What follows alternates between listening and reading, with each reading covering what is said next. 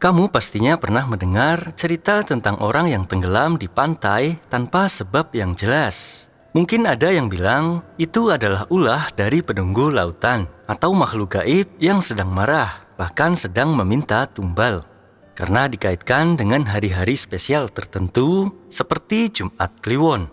Tapi apakah itu benar adanya? Atau ada penjelasan sains yang selama ini kita abaikan? Bagaimana cerita mistis bisa menjadi bagian dari fenomena ini? Simak selengkapnya. Semoga ini akan membuka wawasanmu, sekaligus sedikit mengungkap tabir sisi gelap dan terang dari cerita yang sering beredar di masyarakat.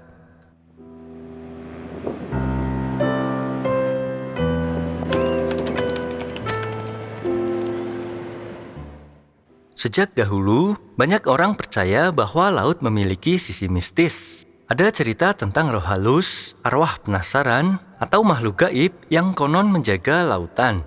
Ketika orang tenggelam tanpa alasan yang jelas, seringkali dikaitkan dengan kemarahan penunggu laut yang sedang merasa terganggu. Beberapa masyarakat bahkan melakukan ritual tertentu sebelum mereka pergi ke pantai sebagai bentuk penghormatan kepada penguasa laut. Di banyak daerah pesisir, terutama di Indonesia, pantai seringkali dikaitkan dengan dunia gaib. Ada cerita tentang penunggu pantai, makhluk halus seperti jin atau roh halus yang menjaga wilayah tersebut. Beberapa percaya bahwa jika ada seseorang yang bertingkah tidak sopan atau melanggar pantangan di pantai, seperti berbicara kasar atau tidak meminta izin secara adat, maka ia bisa diambil oleh penunggu laut. Cerita seperti ini sering dibalut dengan kisah menyeramkan, seperti seseorang yang hilang secara tiba-tiba tanpa jejak, atau ditemukan jauh dari tempat kejadian dengan kondisi yang sudah aneh. Kenapa mitos ini bisa bertahan hingga turun-temurun? Cerita mistis tentang penunggu pantai bisa tetap bertahan hingga kini, berikut beberapa alasannya.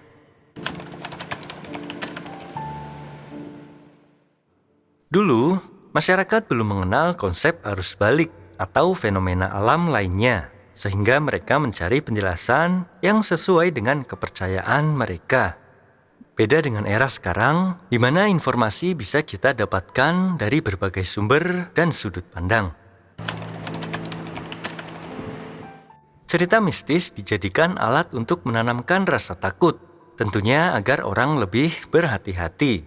Sebagai contoh, larangan untuk tidak berenang jauh sering dikaitkan dengan makhluk gaib yang akan menarik mereka ke dasar laut. Hal ini bisa menjadikan orang lebih waspada, karena mereka takut akan kekuatan di luar dirinya yang tidak mereka sadari.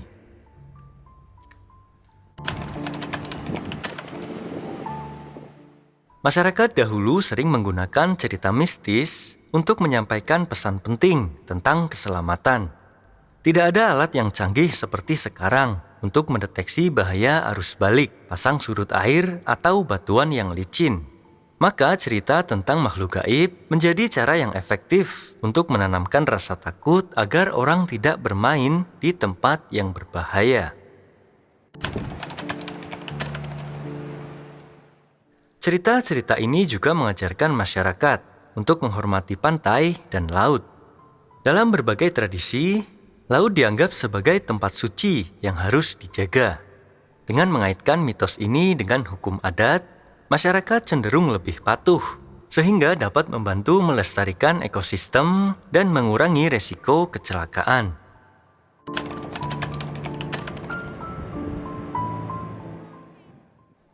Kadang-kadang ada peristiwa tenggelam yang memang sulit dijelaskan, terutama ketika korban hilang tanpa bekas atau ditemukan di tempat yang tidak terduga.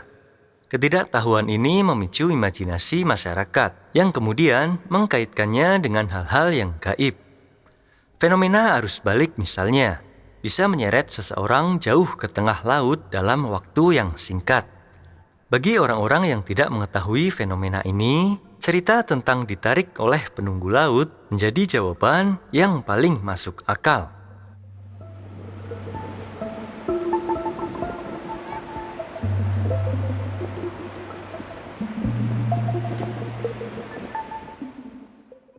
Namun mari kita lihat dari sisi ilmiah. Kebanyakan kejadian tenggelam disebabkan oleh arus balik, ombak besar, atau kurangnya kesadaran tentang kondisi pantai. Arus balik misalnya adalah aliran air yang sangat kuat yang dapat menyeret seseorang dari pantai ke tengah laut dalam hitungan detik. Gelombang yang menghantam batuan licin juga bisa membuat orang terpeleset dan tersapu air.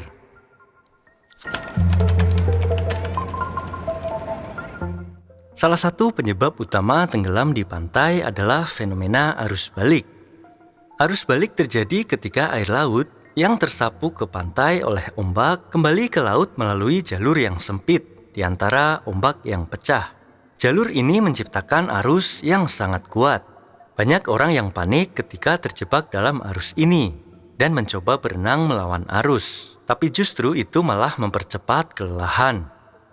Cara menyikapi arus balik: jangan berenang melawan arus, karena itu akan menguras tenaga. Tetap tenang dan berenanglah sejajar dengan garis pantai untuk keluar dari jalur arus. Setelah keluar, barulah berenang ke arah pantai.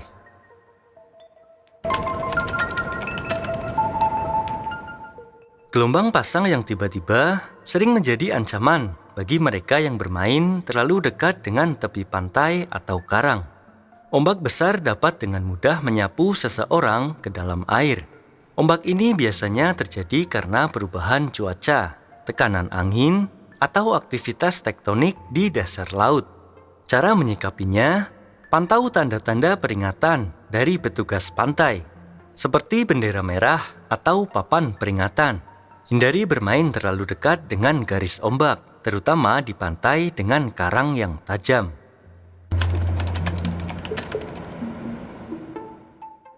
Pantai yang terlihat tenang sekalipun bisa menyimpan bahaya di bawah permukaannya. Ada jurang laut, pasir hisap, atau batu karang yang licin dapat menyebabkan kecelakaan yang fatal. Pasir hisap misalnya adalah area pasir di dekat pantai yang jenuh oleh air, sehingga dapat menyebabkan seseorang terjebak dan sulit bergerak. Cara menghindarinya: pelajari topografi pantai yang akan dikunjungi. Beberapa pantai memiliki papan informasi tentang struktur bawah laut. Gunakan alas kaki yang tepat saat berjalan di area berbatu atau berlumpur.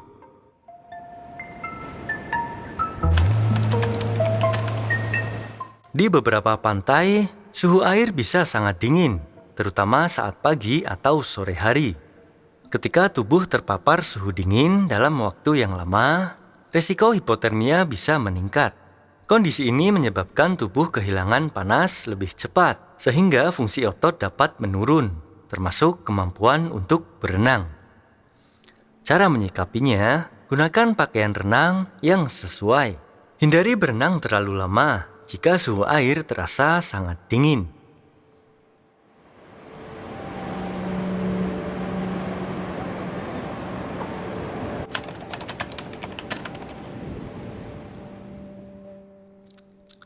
Mitos tentang penunggu pantai membawa pesan penting tentang menghormati alam dan menjaga keselamatan. Di era modern seperti saat ini, kita memiliki ilmu pengetahuan yang dapat membantu memahami potensi bahaya dengan lebih baik. Dengan menggabungkan keduanya, antara sains dan mitos, kita bisa menikmati pantai secara aman tanpa mengabaikan kearifan lokal. Jadi meskipun mitos tentang penunggu pantai tetap hidup sebagai bagian dari budaya, edukasi tentang bahaya laut juga sangat penting. Kita bisa menghormati tradisi dengan tetap mengingat pesan moralnya. Tetapi pada saat yang bersamaan, kita perlu memahami fakta dari sains agar bisa lebih waspada dan siap menghadapi bahaya.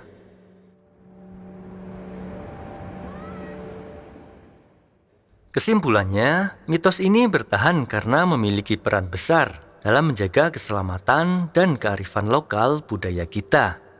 Tetapi sekarang kita punya kesempatan untuk menyandingkan cerita tersebut dengan ilmu pengetahuan.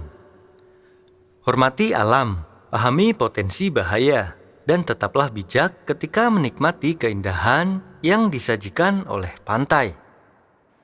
Buat kamu orang yang sangat mementingkan logis dan cenderung mengabaikan mitos, jangan gegabah dalam mengambil kesimpulan. Karena mungkin kita hanya belum tahu saja tentang bagaimana mitos itu tercipta.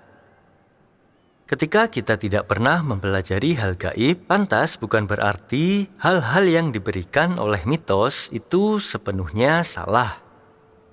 Sudut pandang yang diberikan sains jelas berbeda dengan sudut pandang dari dunia metafisika. Keduanya memiliki tingkat akurasi dan pemahaman yang berbeda pula dalam menyajikan informasi. Karena pendekatan sains melalui hal-hal secara fisik yang bisa dinalar oleh logika. Sedangkan dalam dunia metafisis, peran yang lebih dominan bekerja adalah menggunakan software dalam diri manusia, yang umumnya disebut dengan rasa, di mana dia berada dalam hati nurani manusia.